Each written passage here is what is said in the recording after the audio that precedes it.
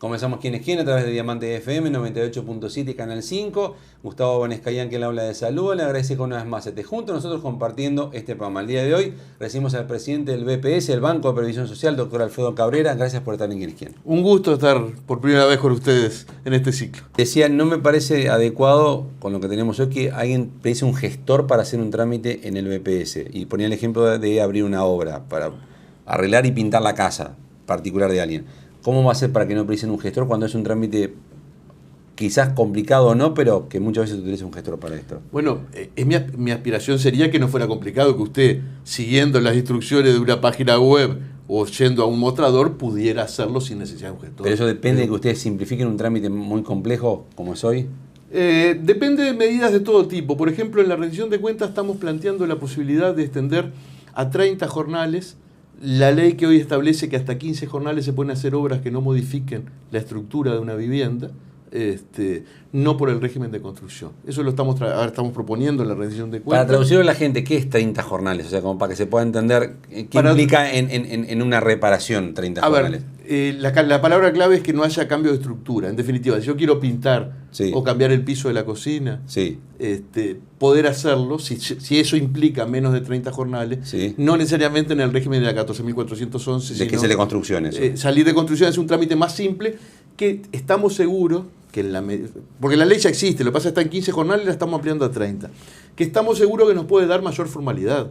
Porque naturalmente... Porque la mayoría de las pinturas son todas negras. Y seguramente, si el trámite es muy complicado y la obra es muy chica, seguramente la persona va a optar por hacerlo a puertas adentro y no declararlo. O sea, negro. Te lo hizo elegante. Pero en los hechos, mañana va a vender su casa y sería razonablemente... queremos demostrarle que sea fácil ser legal. Un tema que es interesante. ¿Y eso es más plata? Cuando los tienen a 30 jornales. Si yo pongo personas, si yo ingreso al registro del Banco de Previsión Social obras que no tienen ingresadas, va a ser más plata, sin duda. Pero sobre todo es el beneficio de la legalidad. Mire, el Ministerio de Trabajo hizo un estudio con la Facultad de Ciencias Económicas que da que en la pospandemia hay un 2% menos de informalidad en Uruguay, medido en términos de estudio técnico.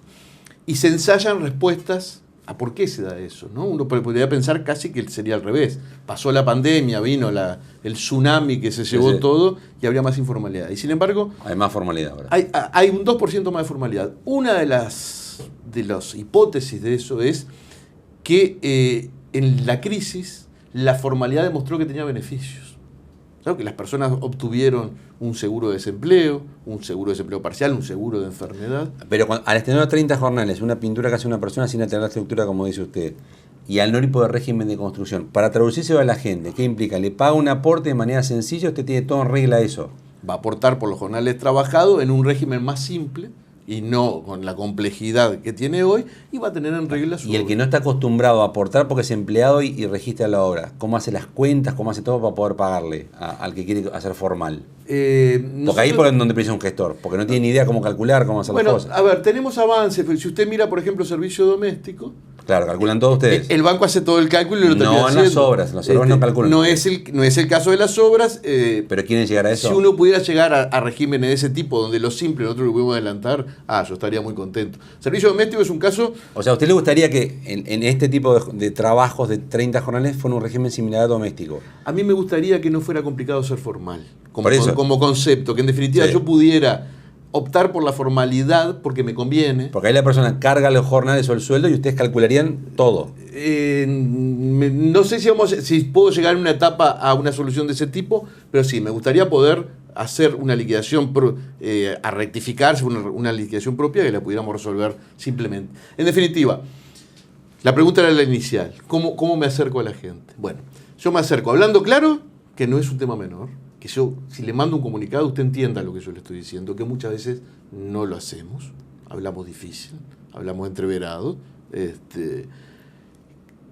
que no le pida cosas que no necesito. Por ejemplo, si yo le doy la baja, y eso ya lo modificamos, si yo me entero de los fallecimientos de las personas y le doy la baja a partir de la comunicación de que una persona falleció, yo no le puedo pedir para ningún trámite una partida de función.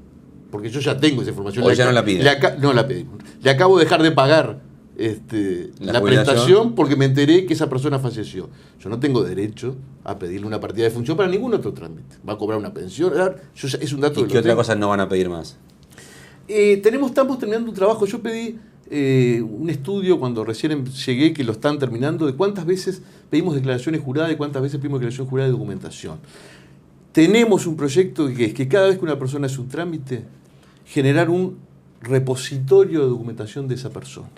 Lo presentó, ya está. Entonces, cuando Gustavo viene por tercera vez, yo entro, me llama, me identifica a Gustavo, tengo un ticket que identifica que esa llamada es del celular tal de Gustavo, del número tal de Gustavo, y yo cuando empiezo a atender a Gustavo, hacia ahí vamos, yo ya sé que es un activo, que tiene una unipersonal, que tiene hijos, que está casado, y tengo información de esa persona. No le pide, tráigame la partida, Entonces, tráigame los ingresos. Digo, bien, ya sé quién es usted, ¿qué precisa ahora?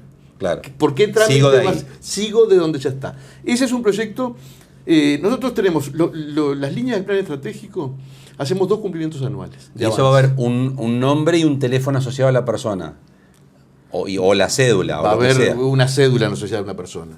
Y con eso se despliega toda la información que ustedes tienen y a partir de ahí crecen con la persona. Un cupón que nos permita identificar la persona con el estado de relacionamiento con nosotros. Y lo que van agregando de esa persona. Porque usted tiene información de y varias un fuentes. repositorio de documentación, porque tal vez la persona nunca me presentó una documentación. Pero usted la tiene. Sé quién es y qué trámite hizo, pero no necesariamente presentó. Pero le vuelvo a decir, si usted me trajo una documentación, esto no es nuevo, hay una ley de hace mucho tiempo que plantea que el Estado no tiene que exigir la documentación. Pero se pide la partida de nacimiento en cada trámite. Pero en los hechos muchas veces se vuelve a pedir. Hay veces que, bueno... Hasta la jura de la bandera. Hay veces que no hay más remedio que pedirla. Pero la jura de la bandera. Pero la partida... No, la jura de la bandera no, digo, pero la partida, por ejemplo, el matrimonio, hay veces que decís, bueno, puede haber cambiado el estado civil de la persona, puede haber un registro. Claro, pero la información del Estado la tiene. Pero el Estado... Entonces, por ejemplo, nosotros con partida de nacimiento...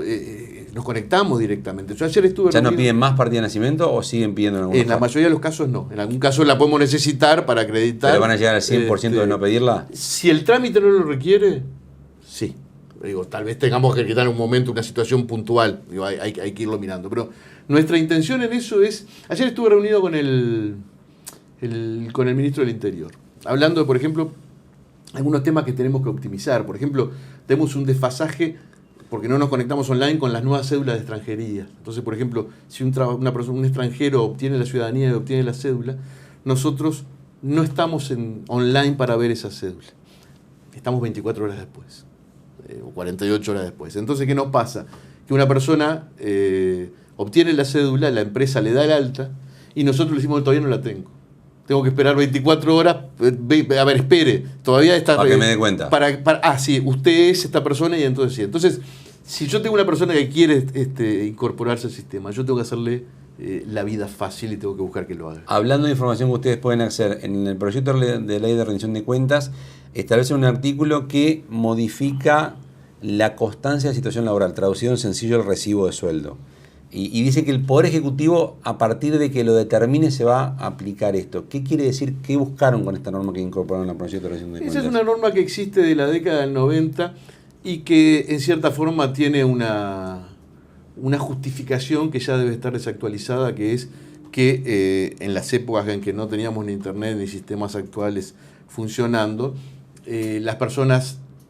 Yo era inspector de trabajo en aquella época, o sea que conozco el génesis. Pidió recibo de sueldo un montón de veces. Esa norma era, bueno, controlábamos la existencia de un recibo de sueldo contra un pago en efectivo y que estuviera inscrito en una planilla que era de papel. De papel. Digo, esa es una norma que en cierto sentido está vigente, que se ha mantenido, pero que ha perdido relevancia como tal, porque en definitiva hoy los pagos se hacen usualmente por transferencia bancaria o por medios electrónicos y la información de la planilla se ingresa de manera online, electrónica, o sea, en definitiva, en aquella época el primer intento de historia laboral fue, el Ministerio de Trabajo tenía en un archivo todas las viejas planillas del Uruguay. Entonces, cuando una persona se iba a jubilar, quiere buscar uno por uno, iba y hacía una solicitud en el Departamento de Documento de Contralor del Ministerio de Trabajo, y después se iba a un archivo y se buscaba 5 años de asesorista en el London París, en la década del 40 hasta el 43. Una por una, pareja. Todo eso, me acuerdo que en aquel momento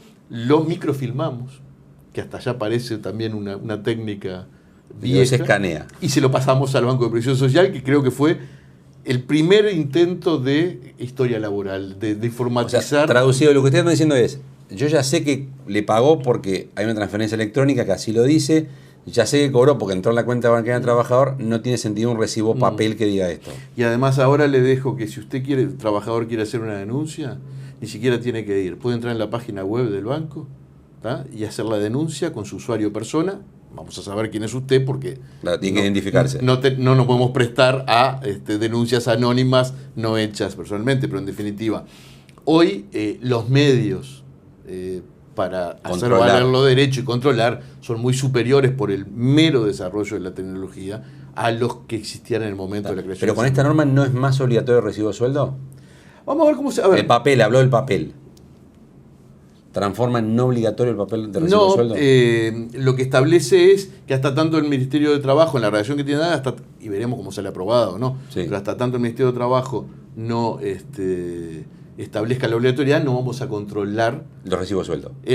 pero la obligatoriedad. Yo puedo controlar un recibo de sueldo no porque me lo establezca la norma, lo controlo como parte del control de la Claro, relación pero laboral. no La va a multa, multar, es la no va a multa. poder multar Es porque la alguien multa. no tenga un recibo de sueldo. Pero en los hechos hoy el Banco de Previsión Social controla sustancia. Claro, no le importa el papel. A ver, el papel no me importa, porque en los hechos, hoy, cuando nuestros inspectores visitan una empresa, tienen mucha información del sector. O de Lo la dijo empresa. elegante lo de visitar en la empresa, ¿no? Sí, bueno, es porque una- cayó el BPS, ¿no? Esa es la expresión. El BPS podría no caer, podría hacer, ¿No?